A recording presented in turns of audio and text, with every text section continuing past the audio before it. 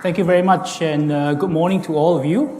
When you watch TV in India or you read the papers in India, you can't help but be bombarded by advertisements on from e-commerce companies offering you products, services, etc. So that it all gets to you, right?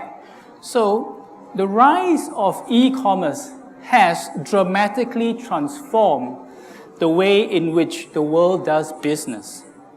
Okay, suddenly, small, medium-sized businesses can potentially have the same reach as large, established companies, and country borders are no longer considered boundaries in the business today. So a small business can enter the global marketplace and compete with the biggest online players that vie to dominate the market. Today, craftspeople in remote villages can turn their merchandise into a business that is sold in shops around the world. So this is transforming local economies and bringing hope and prosperity where there was a lot of poverty.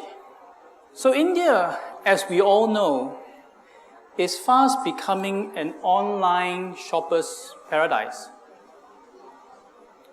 Right? E-commerce retail is among India's fastest growing segments. In fact, it has an expected CAGR of 52% for the next 9 years or so, and it is expected to touch about US $37 billion by the year 2020. So the Indian population, who is armed with small gadgets, be it a smartphone, be it a tablet, is spoiled for choice.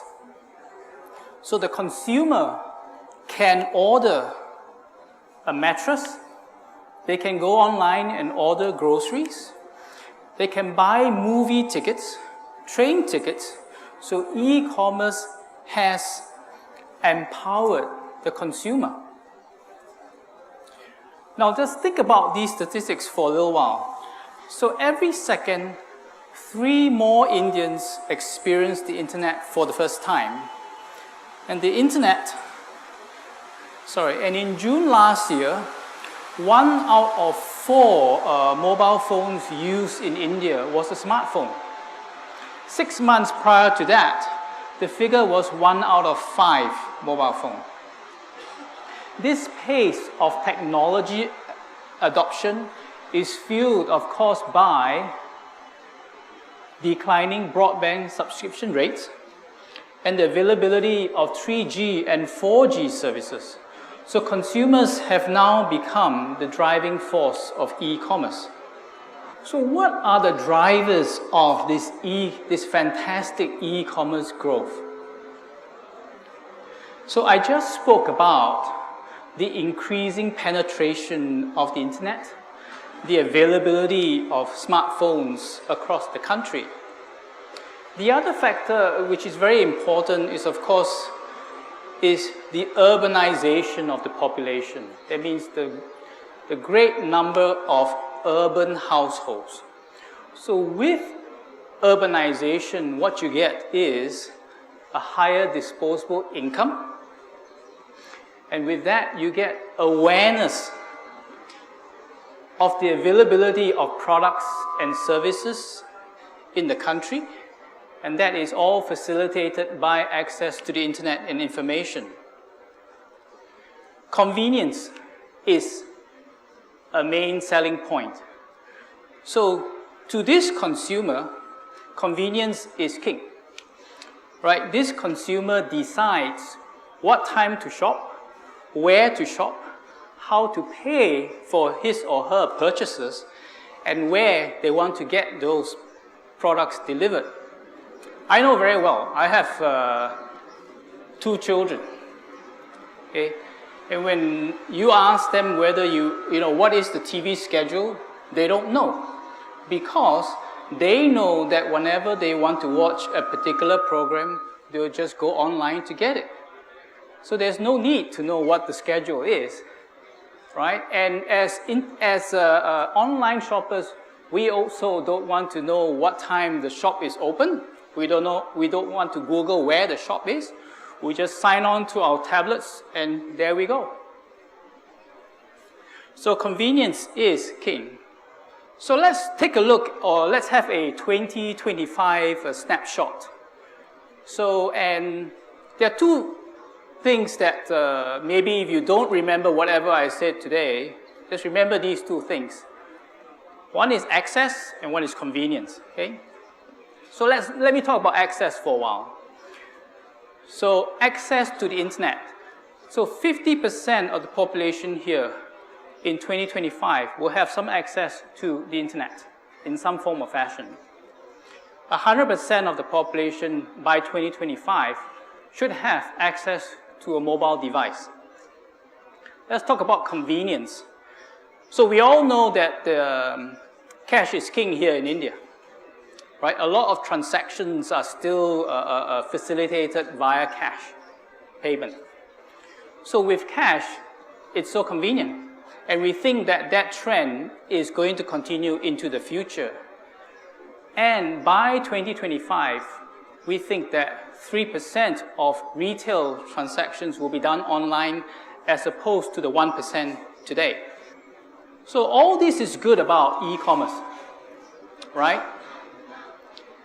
But the only downside is that the product still needs to move from the seller to the buyer. Okay, technology has yet to come to catch up with the ability of whether you can print a bag of rice on a 3D printer. Okay, technology has yet to catch up whether you can actually catch your bag of rice as in Pokemon Go on an augmented reality app. And technology has yet to catch up if you can actually teleport a bag of rice from a supermarket to your household. So, like I said, it may be an upside or a downside depending on which side of the fence you sit. That product that you order online still has to move from seller to buyer. So, FedEx was built on the idea of access. And access from the standpoint of we have the ability to connect the world to provide that access. So we are in 220 countries and territories, and we connect about 99% of the global GDP. So we are able to provide customers, large and small, with streamlined solutions that drive them to participate or enable them to participate efficiently in this global economy. We empower entrepreneurs across the globe, and we constantly work with businesses to help them reach their full potential. And we do this through a network of, we have 165,000 team members globally. We handle about 4 million shipments a day, through the help of 643 aircraft and in excess of 48,000 motorized vehicles. Now coming closer to home, we've been in India for a long time, since 1984. And in 1997, we went independent. And today, I'm proud to say that we serve about 19,000 PIN codes throughout India. And that covers roughly about 90%, almost 90% of the Indian GDP through 7,500 team members. We have over in excess of 1,000 motorized vehicles, and we fly 22 flights weekly out of India. So as I mentioned, in the e-commerce world, products still need to travel from A to B, and logistics is a key enabler of that growth.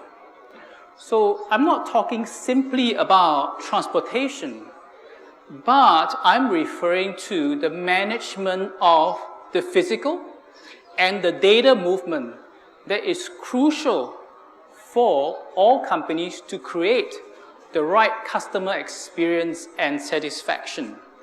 So last mile fulfillment is a complex series of activities and capabilities with a strong technology component.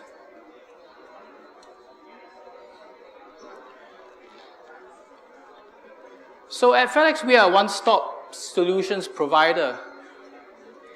And if you remember, earlier on I said, remember two words, access and convenience. Right? So our solutions, we make it convenient for sellers. So we are able to run efficient warehouse management systems with seamless integration that enable multiple order handling. We'll execute on that deliveries. We'll also execute on returns management. We'll collect on delivery, which is the money that you get for selling your goods online. And we will also plan and manage and stock inventories. We're able to produce reports, customized reports that provide 100% visibility across orders and inventory throughout your whole supply chain. So superior data capture and visibility is becoming more prevalent as organizations need to react quickly to real-time data. And we also have the ability to produce automated shipment preparation, monitoring of that shipment on a real-time basis, provide you with a proof of delivery, provide you with proactive alerts with tools like FedEx Insight. So our solutions also make it convenient for the shoppers. Okay, customers today want reliability.